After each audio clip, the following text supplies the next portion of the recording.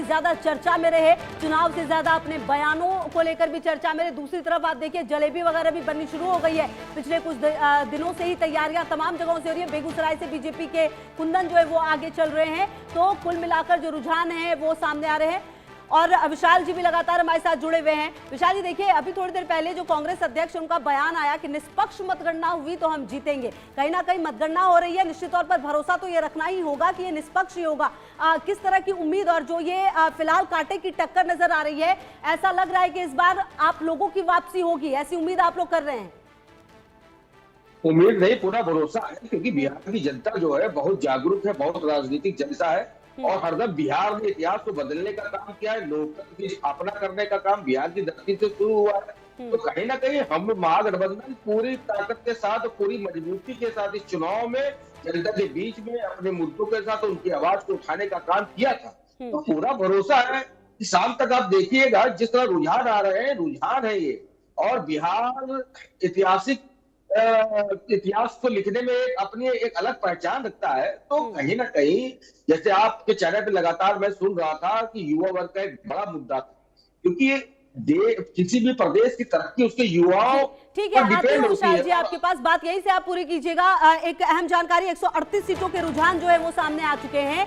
138 सीटों के रुझान सामने आ गए हैं। 79 सीटों पर एनडीए को बढ़त मिलती हुई फिलहाल नजर आ रही है। जबकि अगर आप महागठबंधन की बात करें तो महागठबंधन भी 52 सीटों पर आ गए। हालांकि अब रुझान में थोड़ी पीछे जरूर महागठबंधन चल रही है, लेकिन फिलहाल अभी आप देखिए, अब क्योंकि अब धीरे धीरे बैलेट पेपर 7 सीटों पर अन्य भी आ गए। राहुल जी की भी मौजूदगी लगातार हमारे साथ है। राहुल जी देखिए, कॉन्फिडेंस तो अपनी अपनी जगह पर है, दावे तो तमाम पार्टियां करेंगी, लेकिन फिलहाल रुझान है, ये नतीजों में तब्दील होंगे। लेकिन इस बार का चुनाव कई मायनों में ऐतिहासिक रहा है। बिहार जिसे लोकतंत्र की धरती कहा जाता है, कि यहाँ पर कई चीजें शुरू हुई है, कई आंदोलन यहाँ के जो जनता है उन्होंने देखा है। लेकिन इस बार का चुनाव हर मायने में लगे, नतीजे चाहे जो भी हो, ऐतिहासिक रहा है इस बार का चुनाव। बिल्कुल चुनाव ऐतिहासिक रहा है। पहली बार छठ पूजा के बाद जो है कि इलेक्शंस हुए और वहाँ पे जो बाहर जो पलायन लोग करते थे वो लोग भी आए हैं और उन लोगों ने भी वोट डाला है। महिलाओं का वोट है, युवाओं का वोट है, जैन जी का पूरा मामला है। तो ये और अलग अलग सेक्शन में अलग अलग लोगों को बढ़त भी हासिल है।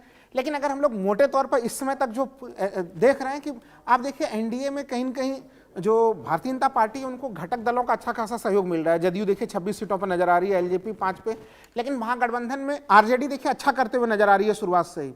लेकिन उनको घटक दलों का जिस तरह से बड़ा सपोर्ट मिलना चाहिए था, उस तरह से वहाँ पे कांग्रेस के नंबर जिस तरह से बढ़ने चाहिए थे उस सीटों के रुझान के अनुसार, वहाँ पे वो नहीं बढ़ रहा है। तो ये ध्यान रखना पड़ेगा कि कांग्रेस का प्रदर्शन कैसा होता है, क्योंकि पिछले बार 70 सीटों पर कांग्रेस लड़ी थी और केवल 19 जो है वो जीती थी, और उसके कारण से कहीं न कहीं महागठबंधन का प्रदर्शन खराब भी हुआ था। तो इस बार वो स्थितियां, हालांकि अलग अलग जगहों से जो रिपोर्ट्स हैं कि